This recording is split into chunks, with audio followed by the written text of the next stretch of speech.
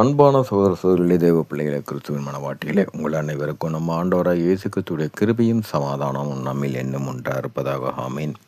இந்த நாளில் ஆவியான வெளிப்படுத்துகிற சத்தியத்திற்காக நன்றி செலுத்துவோம். இந்த நாளில் பின்தொடருமா இந்த காரியத்தை குறித்து 1 தீமோத்தேயு 5ஆம் அதிகாரம் 24வது வசனத்தில் பார்த்தீங்கன்னா, சிலருடைய பாவங்கள் வெளிரங்கமாய் இருந்து நியாய தீர்ப்புக்கு முந்திக் கொள்ளும், சிலருடைய பாவங்கள் அவர்களை பின்தொடரும். இந்த காரியத்தில் பார்த்தீங்கன்னா, நியாய தீர்ப்புக்கு முந்திக் கொள்ளும். இது பார்த்தீங்கன்னா, நம்முடைய சத்தியம், பரலோக நீதி தான், நம்ம பைபிள் தான் சத்தியம். இதில் இந்த நீதிக்கு விரோதமாக, வசனத்துக்கு விரோதமாக நாம் நடக்கும்போது, இங்கே பரலோகத்தில் அது பரலோக நீதியின்படி கணக்கெடுக்கப்படும். அதுதான் சிலருடைய பாவங்கள் வெளிரங்கமாய் இருந்து நியாய தீர்ப்புக்கு முந்திக் கொள்ளும், சிலருடைய பாவங்கள் அவர்களை பின்தொடரும். இங்கே பார்த்தீங்கன்னா, பின்தொடரக்கூடிய காரியம், அதாவது நம்மளுடைய வாயிலிருந்து புறப்படுகிற சாபங்கள். இப்போது ஒருவரை குறித்து நாம் சாபம் இடும்போது இந்த சாபம் எங்கும் செல்லாது.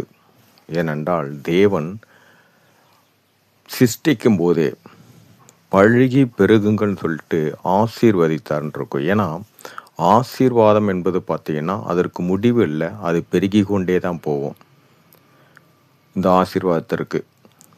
ஆனால் சாபம் அப்படி அல்ல, அது எங்கும் அல்ல. ஒரு சுவற்றில் அடிக்கிற ஒரு பந்து மாதிரி அது நமக்கு பின்னாடி இருக்க, நமக்கு தெரியாது. எப்படி அடித்த பந்து நம்ம இடத்துக்கு வருதோ அதே போல தான் இந்த சாபங்கள். என்னன்னு பார்த்தீங்கன்னா, தேவன் இந்த பூமியை பரிசுத்தமாக தான் படைச்சார். இந்த பரிசுத்தத்துக்குள்ள பாவம் உலகத்திலிருந்து வரலாம். ஆனால் இயேசு கிறிஸ்துவை சொந்த இரட்சகராக ஏற்றுக்கொண்டவர்கள் வாயிலிருந்து புறப்படுகிற வார்த்தைகள், இந்த சாபமான வார்த்தையும், இதை நமக்கு தெரியாது. என்னைக்கோ நம்ம அறியாமல் ஒரு கோபத்தில் சொல்லியிருப்போம். ஆனால் கோபத்தில் சொன்னாலும் சரி,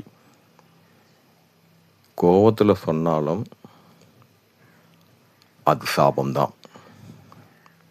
அந்த சாப வார்த்தை வேறு எங்கும் இல்லை. இது எப்படி பின்தொடரும்? ஆசீர்வாதம் எப்படி தலைமுறை தலைமுறைக்கும் அந்த ஆசீர்வாதம் நிலைத்து நிற்கிறதோ அதே போல தான் சாபங்களும் நமக்கும் நமக்கு பின்வரும் சந்ததிக்கும் இந்த சாபங்கள் தொடர்ந்து கொண்டே தான் இருக்கும். ஏன்னா இது நமக்கு தெரியாது. நம்ம ஏதோ ஒரு காரியத்தில் விழுந்த வார்த்தைகள் அது நமக்கு பின்னாடியே வரும்.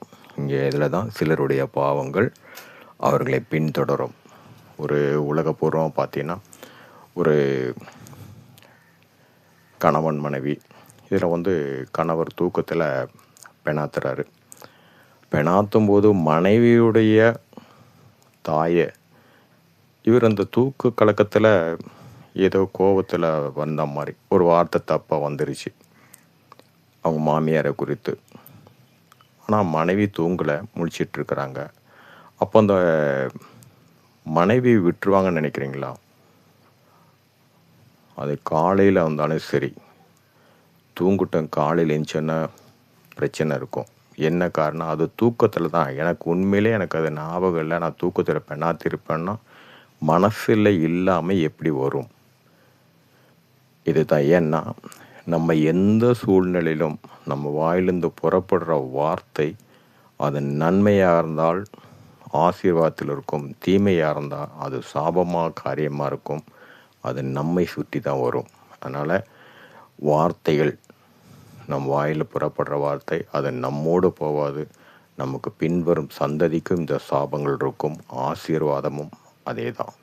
சரி, இந்த நாளிலும் பரிசுத்தாவை வெளிப்படுத்துகிற சத்தியத்திற்கு நன்றி செலுத்துவோம். இந்த காரியத்தின் மூலம் எல்லாவற்றிலும் எல்லாவற்றிலும் எல்லாவற்றிலும் மூவரிலும் ஒருவராக இருக்குது தேவனே, உம்முடைய நாமம் ஒன்றுக்கே மகிமை உண்டாவதாக. ஆமென்.